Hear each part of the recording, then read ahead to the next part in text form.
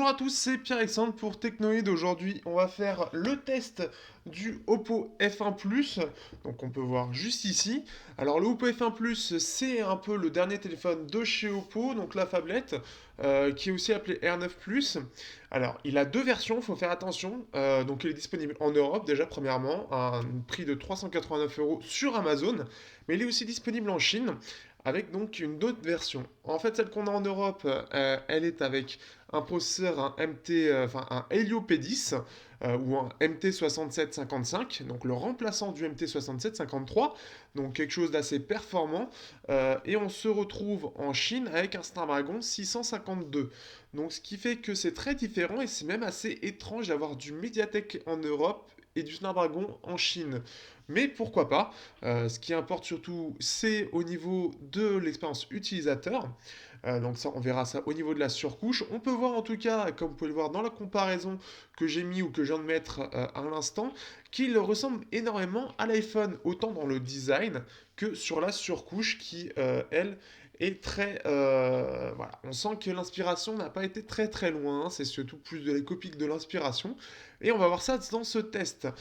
Donc merci en tout cas au Pofan France d'avoir pu me fournir le téléphone qui est assez... Ça change un peu chez Oppo avec ColorOS 3.0 et surtout au niveau du design, on a vraiment, ça tranche vraiment avec les Oppo R7 et surtout avec le Oppo F1. Il y a une très très grosse différence, mais apparemment c'est quelque chose qui marche. Au niveau du design, donc comme vous pouvez le regarder à comparaison, il ressemble surtout à un iPhone. Il a beaucoup de lignes. Donc on va faire un petit tour du propriétaire. Donc tout d'abord ici nous avons en façade un capteur de luminosité, on a bien sûr le haut-parleur et la caméra avant. En bas nous avons un bouton qui sert aussi de lecteur d'empreintes qui va permettre voilà, de le déverrouiller comme un Samsung ou alors bien sûr de le déverrouiller vraiment avec le capteur d'empreinte directement. Donc très rapide tout d'ailleurs, on regardera ça avec plus de précision dans la partie surcouche. Sur la droite on peut voir le bouton Power. On peut voir donc ici le tiroir SIM avec le petit trou. On a ici la bande d'antenne qui commence à partir de là. Ensuite, en haut, on a le micro secondaire, le micro ambiant. Ici, nous avons l'appareil photo. Je fais un petit passage donc, par l'appareil photo et le flash. À gauche, nous avons le bouton volume plus ou moins très rapproché. Si ensuite on descend, donc on a ici le haut-parleur. Donc la petite différence, c'est qu'on a 7 trous au lieu de 6 sur un iPhone, enfin sur un iPhone 6 en tout cas. Deux petites vis et ici le port micro USB qui est à l'envers. On a ici le port jack. Hop. Ce qu'on peut voir, on peut remarquer qu'il y a une légère différence, là où ça se différencie avec l'iPhone, c'est qu'on a une légère différence entre l'écran et le châssis, la partie aluminium. On se retrouve avec quelque chose qui est un petit peu différent. Après, par contre, dans la prise en main, on a vraiment le sentiment d'avoir un iPhone. C'est-à-dire que le dos plat assez large avec le côté arrondi sur les bords, eh bien, ça se ressent vraiment. Ça se ressent vraiment à l'utilisation. C'est pour ça d'ailleurs que Oppo offre aussi une coque déjà pour le protéger, mais aussi ça permet aussi une meilleure prise en main puisque c'est un petit peu plus large. Je préfère personnellement. Mais on a vraiment le sentiment d'avoir un iPhone en main, que ce soit en façade ou surtout de dos. Alors en plus de ça, j'ai la chance d'avoir la version rosée qui permet d'affirmer ma féminité. Mais au-delà de ça, donc, on aura une version juste dorée d'ailleurs sur Amazon en France. Mais en tout cas, il est aussi disponible, mais c'est plus en import. Ici, c'est la version Vietnam où il manque la bande B20. Qu'est-ce que je peux dire vraiment sur le design? C'est que c'est vraiment très propre. On a un écran 2,5D. C'est super bien fini. Vraiment, je n'ai rien à dire sur le téléphone. Il est extrêmement bien fait. Ce qui est assez marrant, c'est que pour l'antenne, donc elle passe ici et elle va juste en dessous de l'appareil photo pour continuer. C'est assez étrange et apparemment c'est ce que veut faire l'iPhone. Donc limite, Oppo a pris un peu de l'avance par rapport à ça. Euh, Ce qui fait que, après, j'ai pas grand chose à dire. On a aussi l'impression d'avoir un Meizu en façade avec ce bouton un petit peu plus large en ovale. Ça fait vraiment Meizu. Pour moi, ça va vraiment plus loin dans le design que le Meizu, puisque là, vraiment, on a l'impression, c'est-à-dire que là, par rapport au flash, il est juste décalé. Normalement, il est là sur l'iPhone, mais l'appareil photo, c'est exactement la même chose. Le design est le même. Le design des antennes, à peu près le même. On a donc, bon, pas ici, mais tout l'ensemble fait, ça sent l'iPhone à plein nez, quoi. C'est-à-dire que les mecs ils se sont dit, les mecs, on va faire un iPhone, et c'est ce qui s'est passé. On a un iPhone en face de nous, quasiment. Mais ça va encore plus loin dans la surcouche, hein. Je préfère prévenir. Mais en tout cas, voilà, c'est de la très bonne qualité pour 400 euros. On en a vraiment pour son argent. C'est très très bien fini. Clairement, Oppo maîtrise toujours aussi bien le sujet. En termes de finition, ça va encore, je trouve que ça va encore plus loin que les Oppo R7, notamment le Oppo R7 Plus. On a vraiment ce sentiment de haut de gamme dans le toucher, en fait. Vraiment, on a ce sentiment d'un iPhone, tout simplement. Donc, voilà, si vous cherchez un iPhone sous Android, déjà en termes de design, en termes de prise en main, vous l'avez. C'est clair et net. Alors, il y a quelques petites différences, mais dans l'ensemble, il plaît. Pour les différentes personnes qui ont un iPhone, ils aiment beaucoup le design et la prise en main aussi qui va avec, puisqu'elle ressemble vraiment à un iPhone. Au niveau de la surcouche, on se retrouvera avec ColorOS en version 3.0, donc une petite évolution assez intéressante et surtout assez abrupte en termes d'évolution. Donc ici, on est toujours en version 5.1 par contre, c'est dommage qu'on n'est pas en 6.0, mais on est en version 3.0 pour ColorOS. Donc si vous voulez regarder, si vous voulez voir à quoi ressemble la version 2.1 de ColorOS, n'hésitez pas à aller regarder le test du Oppo F1 parce que ça change énormément. Pourquoi ça change? Eh bien tout simplement parce que Oppo s'est dit que la différence colorée c'était peut-être pas assez attrayant, alors ils se sont dit que ils allaient prendre du côté d'Apple, tout comme le design. Et c'est ça qui est un petit peu dommage, c'est qu'ils perdent un peu en identité. Si par exemple, donc centre de sécurité, on a quelque chose qui a été quand même largement refait, on a quelque chose de simplifié, on a toujours une analyse rapide, on a nettoyé, accéléré, confidentialité et analyse antivirus. Avant, on en avait un peu plus. On a ensuite les photos déjà au niveau des icônes, etc. Aussi, je vous conseille de regarder la comparaison euh, avec l'iPhone que j'ai fait donc pour la prise en main qui est assez flagrante dans pas mal de domaines. Vous pouvez même voir au niveau des paramètres. Donc c'est vraiment, ça reprend le truc, même le rebond comme ça, tout simple, ça, tout transpire iOS dans tout ce qui est fait. Il y a quelques petites différences, mais tout simplement pour coller au côté Android, puisqu'il y a quand même des bases qui ne peuvent pas forcément beaucoup changer, mais clairement, on sent clairement, très clairement, d'où vient la surcouche, où ça a été pêché. On peut voir que les paramètres de toutes les applications de base sont repris d'iOS. Par exemple, si on va sur l'appareil photo, on n'a quasiment aucune option comme un iPhone. Mais c'est clair, si vous regardez l'appareil photo, hop, ici, c'est extrêmement clair que c'est une copie totale de l'application, même si elle date, elle était déjà sur les anciennes versions de ColorOS. On a quelque chose qui va encore plus loin qu'avant, et vraiment, là, on a l'impression toujours d'être sur un iPhone. Alors, est-ce qu'ils veulent devenir un peu l'Apple chinois, le nouveau Apple chinois, en remplaçant Xiaomi et Meizu? Je pense que c'est ça, puisque ça a l'air très clairement assumé. La surcouche va vraiment très loin, elle va beaucoup plus loin que toutes les autres surcouches. C'est vraiment très impressionnant. Si on regarde, bon, ici c'est un peu moins flagrant, mais on sent qu'il y a le style qui est quand même présent face à Apple. C'est vraiment, vraiment, ça va loin. Chaque icône, si vous comparez les icônes calculatrices aussi, c'est exactement pareil. Paramètres, donc comme j'ai dit au niveau, il y a tout, tout, tout. C'est impressionnant. C'est juste impressionnant. On a, même si Android, il y a des choses d'Android, globalement, c'est du Apple. C'est tout simplement du Apple.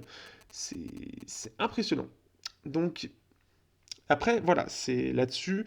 euh, à part dire que c'est du Apple, c'est un peu compliqué à dire d'autres choses. Après, la surcouche en elle-même est plutôt sympa, puisque forcément, si vous êtes sur du Apple et vous voulez être sur Android sans que ça change trop, bah, c'est plutôt pas mal. Mais par contre, le souci, c'est que elle est pas super stable. C'est-à-dire que, alors, il y a une petite option, il faudrait que je la retrouve. Vous avez une petite option pour éteindre. Alors, si je me perds pas, alors je regarde juste, non, je vous montre juste. Alors, à savoir aussi qu'on a 64 Go de mémoire de base à 389 euros avec 4 Go de RAM. Donc, ce qui fait que le système va être très tranquille là-dessus. C'est plutôt cool d'avoir ça à 400 euros. En plus de ça, c'est extensible. Alors, ensuite, je cherchais. Alors, normalement, le problème, c'est que je suis perdu avec toutes ces choses. Mode simple, on a un petit mode simple en bas, gestionnaire de téléchargement, non, c'est pas ça. Euh, Je ne retrouve pas ce que je voulais trouver. Je l'ai peut-être pas en fait, j'ai peut-être rêvé. Mais si vous avez la possibilité, c'est de redémarrer tous les jours votre téléphone. Pourquoi? Tout simplement parce qu'au niveau de la Wi-Fi, alors vous le savez, la Wi-Fi, si vous la laissez activée, elle va tout simplement aller, comment dire, elle va se connecter dès qu'elle voit un réseau Wi-Fi connu. Sauf qu'au bout de quelques jours, j'ai remarqué que bah, il se connectait plus automatiquement. Il arrêtait de se connecter tout simplement. Je sais pas pourquoi du tout. Il arrête tout simplement, et ce qui fait qu'il faut le reconnecter manuellement.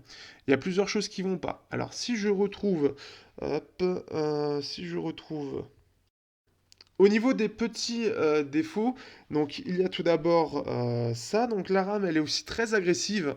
Ça c'est un petit peu dommage. Ah d'ailleurs, j'avais oublié de montrer, mais le multitâche, si là vous doutiez encore le côté iOS, bah alors là c'est même plus caché, puisqu'il n'y a que eux qui font ça. Alors après, le souci c'est que la RAM, on a beau avoir 4 Go de RAM, elle est très très agressive.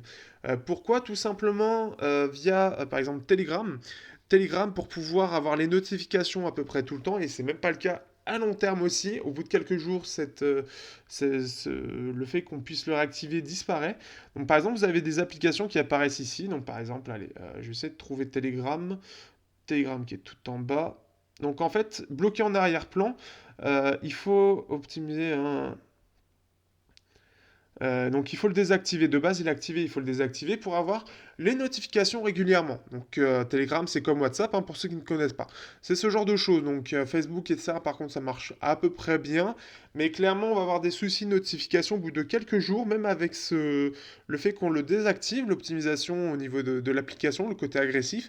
Et bien au bout de quelques jours, bah, pareil, on va avoir ce même souci que bah, on va plus avoir les notifications. Et ça, c'est vraiment dommage. Euh, Ensuite, qu'est-ce qu'on a d'autre? Ah, on a aussi le navigateur. Le navigateur, vous regardez bien, je l'ai ouvert, hein, vous êtes bien d'accord, hein. Je l'ai ouvert, hop, il est où? Eh bien, le navigateur n'apparaît pas, tout simplement, il n'apparaît pas dans la RAM. Donc, c'est vraiment dommage aussi d'avoir quelque chose d'aussi simple qui n'apparaît pas. Donc, pourquoi? On a ça, on a aussi... oui, c'est ça, la RAM qui... Voilà. Donc après, voilà. C'est des petits bugs qui vont arriver au fur et à mesure. Et qui fait que bah, ça va gêner un peu à l'utilisation. Ce sera pas aussi bien que... Voilà. On avait aussi la petite chose, par exemple, CPU-Z, quand il n'est pas connecté, je crois, quand il n'est pas connecté à Internet, il avait beaucoup de mal à tout simplement à lancer l'application. C'est-à-dire qu'on était sur un écran noir et pff, il n'en voulait pas. Donc pourquoi, je ne sais pas. On va voir là. Là, en tout cas, ça tourne bien, mais dès qu'il est plus connecté, il galère à mort et il n'y arrive pas du tout. Il plante. Sur certaines applications, il va pas arriver à les lancer, en fait. C'est comme s'il allait essayer, puis il veut pas. Il veut absolument pas. Donc, ce qui fait que je comprends pas. Et c'est désagréable. C'est très con, mais c'est désagréable. Et je sais pas si avec les futures mises à jour, ça va permettre d'améliorer ça. Déjà, ce qui serait bien, c'est que 6.0 sorte, puisque l'optimisation peut être bien meilleure normalement. Donc ça, ce serait déjà une bonne nouvelle. Qu'est-ce qu'on peut dire d'autre? Sinon, après, la surcouche, bon, elle est quand même assez jolie, elle est fluide. C'est plutôt rapide, même si c'est compressé au niveau de la RAM, même si c'est agressif. On peut voir quand même que c'est assez rapide. Les 4 Go de RAM aussi aident beaucoup pour ouvrir les applications. Donc, ce qui fait que je suis un peu mitigé déjà pour le fait que ça reprenne vraiment trop de code d'iOS, mais vraiment trop pour moi. À vous de voir si vous aimez ou pas. Trop de code et qu'il y a quand même quelques petits bugs qui ont tendance à persister. Que le reste n'a jamais été très parfait à ce niveau-là. Néanmoins, ça reste largement utilisable, mais c'est pas aussi parfait que ce que peut faire d'autres surcouches chinoises. On reste tout de même meilleur que EMUI, qui je trouve c'est plus appréciable en tout cas globalement. Mais voilà. Après, il faut aimer. Je pense que ça cible énormément ceux qui veulent avoir, par exemple, un iPhone sous Android. Bah, c'est un peu le but. Ou ceux qui ont envie d'aller sur Android. Les gens qui utilisent de Apple ont envie d'aller sur Android, mais ils n'aiment pas de trucs de base. Ils aiment bien le thème iOS et ça permet un petit peu de garder ce côté iOS. Je pense que c'est pour ça et je pense que c'est pour ça que ça attire vraiment. Voilà. En tout cas, ça a l'air de se vendre, donc je pense que c'est efficace. Au niveau des petites choses supplémentaires, on doit quand même noter un lecteur d'empreintes, dont j'avais dit que j'en parlerai. Donc lecteur d'empreintes qui est très rapide, comme vous pouvez voir. Je crois actuellement c'est le plus rapide que j'ai eu que j'ai eu en main, tout simplement. Plus rapide qu'un Huawei, plus rapide que le Meizu, plus rapide que tous ceux que j'ai eu aujourd'hui. Donc extrêmement performant. Par contre, pareil, petit bug qu'il y avait, ça, je viens de m'en rappeler justement. Petit bug, c'est qu'au bout de quelques jours aussi, si vous le redémarrez pas, il va tendance à avoir beaucoup de mal à repérer votre doigt. Donc là, par exemple, en fait, ça va donner justement ce problème-là où bah, il va falloir essayer plusieurs fois jusqu'à la quatrième ou cinquième fois où il va déverrouiller. C'est assez étrange, c'est un petit peu dommage. On a toujours les formes et mouvements qui sont toujours très utilisés. Donc double appui pour allumer. Donc on peut dessiner un O pour activer l'appareil, un V pour la lampe, contrôle de musique. Et on peut ajouter d'autres gestes, par exemple glissement à gauche pour déverrouiller, appeler ou démarrer une application. Chose assez sympa. Mais le truc encore plus sympa, c'est qu'on a des gestes rapides, mais malheureusement on en a moins en écran allumé. Donc capture, donc écran de forme, on peut faire ça et on peut faire aussi sur le coin comme ça, vous faites en diagonale s'il veut bien le faire. Voilà. Donc là, on part en fait sur un écran qui est donc un écran pour utilisation à une main, donc vraiment très réduit. Donc ça, c'est assez sympa. Donc tout simplement, en plus de ça, on peut le lancer juste avec le pouce. Donc ça, assez agréable appel intelligent, donc numérotation facile, répondre automatiquement en effectuant un mouvement. Et activer le haut-parleur en effectuant un mouvement. Donc, basculer rapidement du haut-parleur à l'écouteur lorsque vous tenez le téléphone près de votre oreille et retourner pour couper la sonnerie. Quelque chose d'assez classique. Hop. Donc, ça, c'est les petites choses assez sympas. Qu'est-ce qu'il y a d'autre comme choses assez sympas? On peut gérer tout ce qui est barre de notif, mais c'est beaucoup moins intéressant qu'avant, je trouve. Mais on a toujours le moyen ici, donc on peut gérer les notifications, qu'est-ce qui peut, où ça peut apparaître et si c'est en priorité ou non. Ensuite, qu'est-ce qu'on a d'autre? Dateur, après c'est quelque chose de classique. On peut quand même gérer si on peut autoriser ou non la connexion OTG. Ça peut être utile par exemple si vous avez une clé USB ou si par exemple vous voulez préférer faire attention à... On ne sait jamais sur qui on peut tomber, donc vous pouvez le désactiver comme ça. Ce sera un peu plus difficile à hacker si par exemple si vous êtes quelqu'un d'important par exemple, hein, on pourra dire ça. Ensuite donc je l'ai montré le centre de sécurité quelque chose d'assez classique. Gestionnaire de fichiers qui fait très chinois tout simplement, avec soit tout qui est préorganisé, soit vous pouvez aller chercher dans vos fichiers tout simplement. Vous pouvez effacer, vous pouvez accéder au FTP, ou vous pouvez avoir un coffre-fort aussi via schématique simple ou complexe, ou bien sûr avec votre doigt. Ensuite, bah, ils ont vachement allégé hein, quand même en termes de petites choses particulières. Je vous ai à peu près déjà tout montré. Avant, il y en avait plus que ça. Aujourd'hui, c'est quand même extrêmement... c'est beaucoup plus light. C'est vraiment dans le côté iOS. Au niveau de l'écran, alors on se retrouve avec un écran de 5,5 pouces, donc un écran Full HD qui est un écran AMOLED en plus de ça. Donc, alors plutôt sympa au niveau des couleurs, au niveau de la luminosité. Donc là, je suis en auto, je peux ici le gérer. Donc pouvoir au minimum, on le voit presque plus, donc vraiment pas mal. Et au maximum, il reste quand même très lumineux. Donc on aura des couleurs qui sont un poil vives quand même, hein. Ça reste quand même un petit peu saturé, notamment au niveau des rouges où on sent que c'est assez agressif.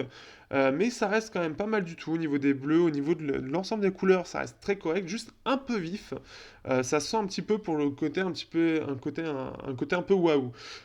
Après, on a une particularité quand même assez sympa, c'est qu'on a la protection oculaire qu'on peut voir ici et on peut la gérer. En fait, on a plusieurs modes. Alors, si je vais dans affichage et luminosité, on peut voir ici en fait qu'on peut avoir donc en arrêt c'est blanc, en bas ça vire un peu au rouge, en moyen ça vire un peu au jaune et en haut ça vire vraiment au rouge.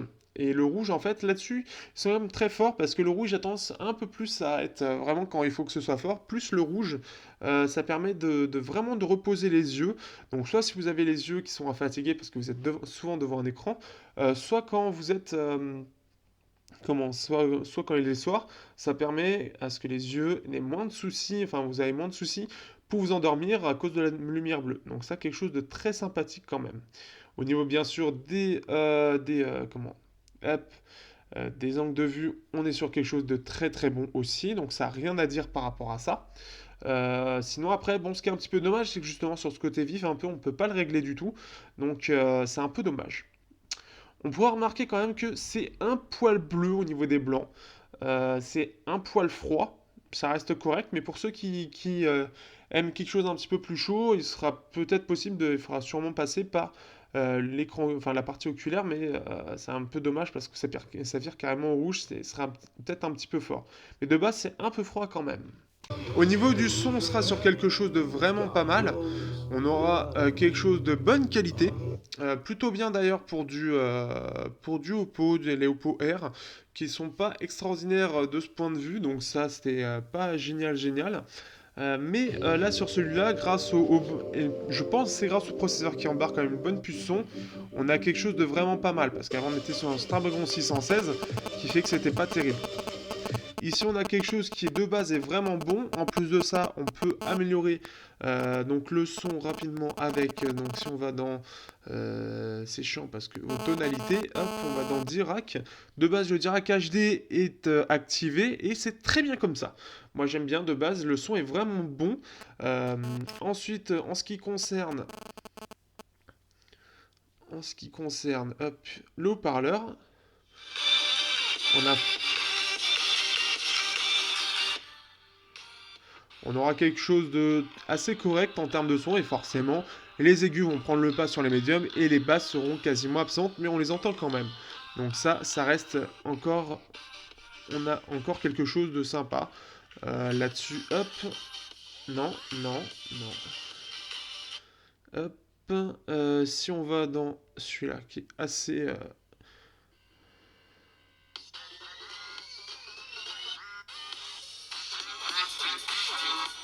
on entend à peu près tout, mais ça reste, on est loin de ce qu'on peut faire aujourd'hui avec certains haut-parleurs. Donc voilà, c'est correct, mais c'est pas non plus extraordinaire.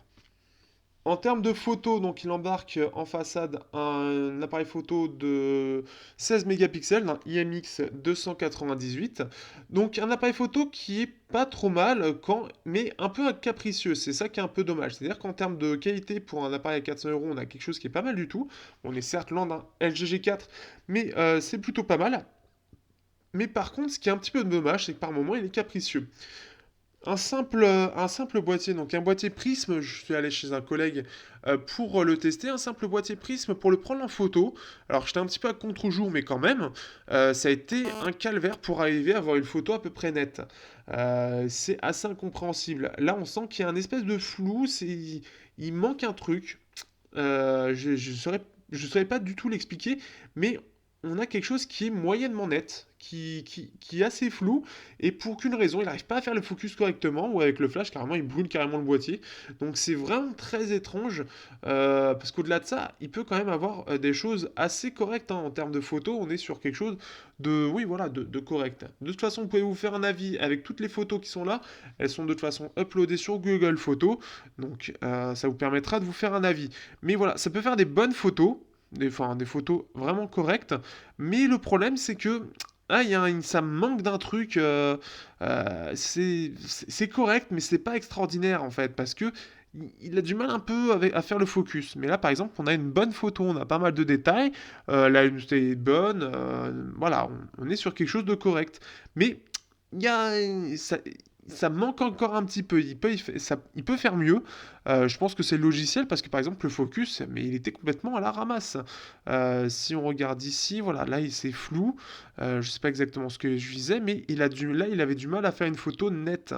Et ça arrive assez régulièrement. Donc voilà, c'est un bon appareil photo. En façade, on est sur quelque chose par contre qui est vraiment pas mal. Heureusement d'ailleurs pour un téléphone qui se dit selfie expert, puisque là c'est son but. Alors pardon, c'est 13 mégapixels à l'arrière et c'est 16 mégapixels à l'avant. Ce qui fait que, alors j'ai essayé de faire des photos un peu n'importe comment. Donc là c'est un peu à l'arrache. On va en faire une là, histoire de. Hop, hop. Donc là, voilà. Donc, par exemple, on va faire. Je sais pas du tout si. Je sais pas comment il. Donc c'est toujours. Surtout sur la précision. Alors on peut avoir un flash aussi qui va être le flash de l'écran. Flash écran, donc là comme hop. Donc vraiment, ça va pendant, vous voyez, ça fait un flash vraiment très, très lumineux pendant quelques secondes. Donc si on regarde, on va regarder plus, hop. Donc on peut voir vraiment que on voit quand même pas mal de détails. Après, on est sur de la faible luminosité. Mais voilà, on a quand même au niveau des selfies, ça reste quand même pas mal. Après 16 mégapixels, ça reste quand même un peu marketing, forcément. Hop. Donc ça reste un peu marketing, hein, mais ça fait son taf. Ça fait quand même des bonnes photos. C'est quand même, pour de la caméra avant, c'est quand même pas mal. Donc quand même pas mal de détails. Après, c'est voilà, c'est pas forcément son plus gros atout, je trouve. C'est pas ce qui fait l'effet waouh de cet appareil. Niveau autonomie, je suis un petit peu déçu. Je m'attendais à mieux que ça. Alors, ça a été compliqué d'avoir quelque chose de correct en termes d'autonomie parce que j'ai dû passer par G5 Battery qui était frisé à chaque fois. Donc, il fallait que je remette à jour. Mais euh, au niveau de l'autonomie, oui, je suis un peu déçu. Alors, qu'est-ce que j'ai noté dans mon petit truc d'autonomie? On va regarder ça. Autonomie YouTube. Normalement, je l'ai noté. Donc le Oppo F1 Plus de 100 à 15% le minimum maximum. Wi-Fi et synchronisation on et son à 0%. On est à 6h10. Donc c'est correct. Mais par contre, en utilisation, je suis plus à 5 heures dans l'ensemble. Donc c'est moyen. C'est un peu mieux, on va dire, sur YouTube, mais c'est moyen en réalité. Donc j'étais un peu déçu de ce point de vue-là. Je m'attendais à mieux, surtout quand on voit, si on compare au Meizu, le Meizu Pro 5, qui lui faisait vraiment un excellent score avec quelques milliampères de plus et un processeur largement plus puissant. Donc je m'attendais à mieux, je suis un peu déçu. Néanmoins, ça reste dans la bonne moyenne, on est sur une autonomie qui est très correcte, mais ça aurait pu être mieux. Au niveau des benchmarks, on se retrouve avec un score de 861 en simple cœur, hop, et un score de 3289 points en multicœur. Donc le processeur, c'est un processeur un MT6755, autrement appelé dernièrement le Helio P10, qui donc est le successeur du MT6753. Donc, ce qui fait que c'est un octo-core Cortex A53, et donc on peut voir ici, alors en clair, il est à peu près 20%, oui c'est ça, à peu près 20% de mieux que le MT6753. Donc en simple cœur, on se retrouve face au Snapdragon 800, voire donc les Samsung Exynos 5420 qui est sur la Note 10.1 2014 ou Nexus 10, ou ensuite donc on est un peu moins bien que le S801 et n'est forcément moins bien que le 810 ou 805 ou bien sûr les tout derniers. En multicore, donc 3300 points à peu près, donc ce qui fait qu'on est aux environs du Tegra 15 Denver, qui lui est un dual core, ou au-dessus d'un Snapdragon 805, qui est un 4 coeurs, ou bien sûr du 801, aussi en 4 coeurs. Donc ce qui fait que c'est un résultat plutôt net, une bonne petite évolution du processeur, qui est à 2 GHz, donc ce qui fait que c'est pas mal, c'est très correct. Reste que, voilà, il est très performant en tout cas dans la vie de tous les jours. Voilà, en tout cas il a des bonnes performances dans la bonne moyenne. Au niveau de GFX Bench, alors on va faire un petit tour au niveau des spécifications pour que tout le monde soit d'accord. Donc on a un écran 1080p 5.5 pouces, on a donc un processeur MT6755 qui va donc jusqu'à 1,95 GHz, on a du OpenGL 3.1, on a 4 Go de mémoire, donc ce qui fait qu'on a, il nous manque juste le baromètre, c'est une carte, bon, il est à côté, on n'a pas de NFC, pas de thermomètre, pas de capteur cardiaque ni d'altimètre, mais tout le reste, dont le gyroscope, est bien présent. On va le comparer, alors à quoi on peut le comparer? C'est un petit peu la question. On va voir ce qu'il y a en face. Déjà, ce qui serait bien, on va le comparer au Vernetor, vu qu'il est équipé, je l'ai, il est équipé hop, du processeur juste en dessous, donc le MT6753, ce qui fait qu'on peut voir une progression en termes de graphisme, puisqu'on est passé à un Mali-T 830 MP2, alors qu'avant on était sur un Mali-T 720 MP2. MP3, pardon, sur le octocore. Ce qui fait qu'on a une progression de 12%, si on le met tous les deux à 1080p en 3.1, en classique 56% de plus, et en T-Rex, on est à 40% de plus, ce qui fait quand même déjà une nette progression en termes de graphisme. On peut voir que notamment toute la partie, les petits benchmarks sont nettement supérieurs en termes de qualité. La qualité des drivers, eux, sont très bons, donc voilà, on est sur la très bonne moyenne. Donc ce qui en fait que, voilà, en termes de graphisme, il y a quand même une réelle évolution par rapport à l'ancienne génération, ce qui lui permet de mieux se débrouiller en jeu, ce qu'on va voir tout de suite. On se retrouve sur Dead Effect 2, donc là, on va voir un petit peu ce qu'il a dans le ventre. Donc là, c'est surtout au niveau des effets que ça peut faire la différence. Si j'y arrive quand même à éviter de mourir, ce serait bien. En tout cas, pour l'instant, c'est tout à fait fluide. Donc c'est plutôt pas mal, hein. C'est un processeur qui a donc, de la ressource. Donc comme on peut le voir. On va juste peut-être, voilà. Peut-être mieux. Mais c'est tout à fait fluide, hein. On est vraiment... Il n'y a pas de souci. On va baisser quand même le son. Il n'y a pas de souci, en tout cas, vraiment, c'est tout à fait fluide. Au niveau des effets, mais quand on est quand même sur une pièce assez chargée. Donc ce qui fait que c'est pas mal du tout. Hop. Les transitions sont bonnes, etc. Non, franchement, sur des Defect 2, aucun problème. Clairement, il n'y a pas de problème du tout. La gestion des effets, etc. sont très bien gérés. Ce qui est en jeu en 2D, il n'y aura aucun problème non plus. Si on peut voir sur Clash Royale comment ça fonctionne, on peut voir que ça commence mal pour moi, le mec attaque directement. On peut voir que c'est tout à fait fluide aussi, parce que ça peut être quand même, malgré que ce soit des jeux 2D qui demandent de la ressource, là il y a un petit lag, mais par rapport à l'apparition d'un nouveau personnage. Mais en soi, oui, voilà, c'est tout à fait fluide, ce qui fait que tous les petits jeux vont bien sûr passer sans problème. Et au vu des performances en benchmark, de toute façon, ça risque de le faire pendant un bon moment. Sachant que c'est un processeur qu'on peut voir sur des téléphones entre 200 et 400 euros, il n'y a pas de souci du tout. Donc voilà, des résultats très corrects. Et en jeu, oui, ça se ressent aussi.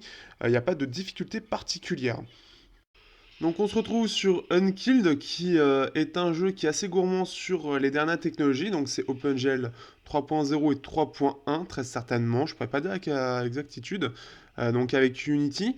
Donc c'est pas un jeu très intéressant mais qui permet de voir en fait en termes de graphisme si ça arrive à tenir le coup sur justement ces dernières technologies. Puisqu'il demande quand même pas mal de petites choses. Donc là on va voir justement. En tout cas pour l'instant ça a l'air d'être pas mal. Ouh, il y a du gros lag quand même. Après, ça peut être le jeu aussi, mais voilà, il est plus récent. Ça reste le premier niveau, c'est censé en mettre un peu plus dans la vue. Et ça arrive à peu près à le faire en tout cas. Il y a eu un petit lag, mais là, ça a l'air d'être bien. Là, on n'est pas à 60 FPS quand même. On sent qu'on est quand même sur quelque chose un petit peu moins performant que les hauts de gamme. Mais ça s'en sort plutôt bien quand même. On est sur quelque chose de correct. C'est vrai que sur les entrées de gamme, sur ce type de téléphone, enfin ce type de téléphone, sur les processeurs qui sont plus milieu de gamme, il a tendance à être plus exigeant ce jeu. Donc ça se ressent assez vite. Mais ça fonctionne plutôt bien, en tout cas, donc ça reste très correct. J'ai vu bien pire que ça, comme par exemple avec le Snapdragon 615 où c'était vraiment horrible. Alors que dire de ce téléphone? Eh bien c'est un très bon téléphone pour divers points, c'est-à-dire notamment la finition qui est vraiment très bonne. Ils ont fait vraiment un excellent travail. Aussi sur la surcouche on va dire, qui reprend beaucoup les codes d'iOS, donc ça c'est plutôt bien. Mais par contre, il y a des soucis qui fait que ça peut repousser notamment sur la qualité software du téléphone. Le ColorOS a beau être très joli et assez bien fini, dans le fond, il y a quand même pas mal de bugs qui apparaissent au bout de quelques jours. Et ça, c'est assez énervant en fait à la longue. Ça se ressent très rapidement en fait. Si pendant quelques jours vous rallumez pas le téléphone, eh bien il va y avoir diverses choses qui fait que ça a moins bien fonctionné. En tout cas, sur mon utilisation, je l'ai pas mal remarqué. Il est possible qu'avec une utilisation différente, vous rencontriez d'autres bugs. Ce serait pas étonnant. Et ça, c'est vraiment dommage. C'est ce qui fait vraiment déjà pêcher le téléphone. L'autre chose, je me suis attendu quand même à une autonomie intéressante, vu qu'on avait un écran AMOLED avec une batterie de 2800 mAh, ce qui reste correct sans être non plus extraordinaire, et un processeur qui reste assez correct en termes de consommation. En tout cas, le 6753 est pas mal. Et au final, bah, je me suis retrouvé avec une autonomie qui est dans la moyenne, sans plus. En plus de ça, je peux pas vraiment la dire avec vraiment une très grosse précision parce que le souci, c'est que bah, du côté software, on a beau avoir 4 Go de RAM, ColorOS fait figer des applications comme iOS pour éviter que ça consomme, ce qui fait que c'est assez agressif quand même, et ça, c'est un petit peu dommage. Ce qui est assez étrange aussi, c'est qu'on se retrouve avec du Mediatek en Europe, mais au moins on a quand même la 4G+, et on a aussi toutes les bandes 4G, donc 800, 1800 et 2600, ce qui est quand même une bonne chose. Alors moi je l'ai pas eu parce que j'avais la version taïwanaise, mais en tout cas elle y est bien. À savoir que le téléphone en termes de coloris sera en doré, hein, pas comme le mien, il sera bien en doré. Pour 389 euros, le problème avec Oppo, c'est qu'ils ont toujours tendance à être un peu au-dessus de ce que fait les autres acteurs chinois et ont tendance plus à se rapprocher de prix, on va dire, plus européens. Ce qui en fait un téléphone qui... Alors, il a d'excellentes finitions, je suis d'accord, des performances très honnêtes, je suis d'accord aussi, un très bon écran. L'appareil photo, il peut être mieux, sauf que pareil aussi, je pense que l'optimisation software peut faire beaucoup mieux, parce qu'à l'arrière, on est censé avoir un bon capteur qui est censé faire de très bonnes images. À l'avant, on a un capteur 16 mégapixels qui est vraiment mis en avant, mais bon, je le trouve, oui, je le trouve pas mal, mais c'est pas non plus le truc de ouf gueudin, comme se dirait un certain chroniqueur. Euh, Moi, ça me. C'est pas vraiment. Je trouve que c'est pas vraiment là où il se démarque le plus. Certes, c'est un très bon selfie phone, mais il y a mieux ailleurs. Après, dans l'ensemble, c'est plutôt équilibré. Seulement, voilà, je pense qu'il y a encore du travail en termes d'optimisation et de stabilité de la surcouche qui est vraiment à travailler. On a aussi quand même un capteur d'empreinte qui est extrêmement performant, le plus rapide pour moi à ce jour, mais pareil, au bout de quelques jours, il a tendance un peu à bugger. Ce qui fait que c'est intéressant si voilà, si vous êtes prêt à redémarrer votre téléphone tous les jours, ça peut être plutôt intéressant. Il est pas mal. En fait, si vous recherchez vraiment la cible, si vous voulez rester sous Android avec vraiment quelque chose qui ressemble plus à de l'iPhone, à ce moment-là, tournez-vous vers le Oppo. Ça reste un bon choix puisque ça va bien plus loin que ce Meizu qui est déjà reconnu pour ça, mais vraiment beaucoup plus loin. Euh, il y a vraiment ce côté, c'est ce feeling Apple qui se ressent dans la prise en main. Dans la surcouche aussi, ça va vraiment très loin, ça se ressent très vite et ça va vraiment loin, sauf qu'on reste sous Android. Ceux qui partent, qui veulent partir de la pomme pour aller chez Android, c'est une bonne alternative. Par contre, vous ne retrouvez pas cette stabilité que vous avez sur iOS, puisque comme j'ai dit, on peut retrouver divers bugs qui vont arriver les jours suivants. Si vous redémarrez pas l'appareil, c'est ça qui arrive. Donc je trouve que c'est dommage puisque le produit peut être très intéressant, ça peut être une bonne alternative. Alors après, le côté éthique entre guillemets d'aller vraiment piocher sur le côté Apple en allant plus loin que Meizu, ça reste quelque chose que moi j'apprécie moyennement. Ça manque d'originalité, je vois plus en fait le truc d'Oppo, le truc un peu particulier, le feeling un peu différent des autres chinois, des choses comme ça. Euh, on a plus l'impression que ça part dans la facilité. C'est l'impression que j'en ai. Mais après, voilà, apparemment c'est quelque chose qui plaît, d'après les retours que j'ai, c'est quelque chose qui plaît. En plus de ça, on a quand même 4 Go de RAM, même si j'ai pas l'impression qu'on les utilise réellement, et on a 64 Go de ROM, qui sont en plus extensibles. Ce qui en fait quand même un téléphone attrayant sur plusieurs points, mais l'optimisation. C'est quelque chose qui pêche pour l'instant sur cet appareil. Alors, c'est quelque chose qui pêchait un petit peu sur certains points de vue sur les anciennes versions de ColorOS, mais dans l'ensemble, ça tournait très bien. Là, je trouve qu'il y a quand même une baisse de qualité en termes d'optimisation. Donc, à voir si avec des prochaines mises à jour, ça va permettre de régler ça. Mais voilà, c'est là où j'ai un peu de mal à dire est-ce que ça vaut réellement le coup de l'acheter. C'est là où je bute un peu en fait. C'est que cette optimisation peut vraiment faire buter. Aujourd'hui, on est sur des appareils qui, voilà, à 400 euros, on peut s'attendre quand même à un minimum de qualité par rapport à ça. C'est vrai que ça peut buter sur le fait que voilà, obligé de redémarrer l'appareil tous les jours pour avoir quelque chose qui semble stable, à 400 euros, ça a un petit peu de mal à passer, quoi. C'est ça que je trouve. Après, voilà, c'est à la décision de chacun, en ayant l'espoir que ColorOS s'améliore réellement durant de futures mises à jour. Ils font quand même des mises à jour assez régulières de leur appareil. Donc ça, c'est quand même quelque chose, voilà, là-dessus, voilà, ils sont quand même, voilà, ils savent suivre leurs appareils. En plus de ça, Project Spectrum devrait arriver sur l'appareil d'ici quelques mois, je pense, donc qui permet d'avoir Android pur dessus. Après, voilà, c'est un peu particulier. Dans l'ensemble, c'est pas mal, mais l'optimisation fait que vraiment, ça pêche sur plusieurs points, donc autant en termes de software que l'appareil photo, voilà, c'est ce que j'ai ressenti.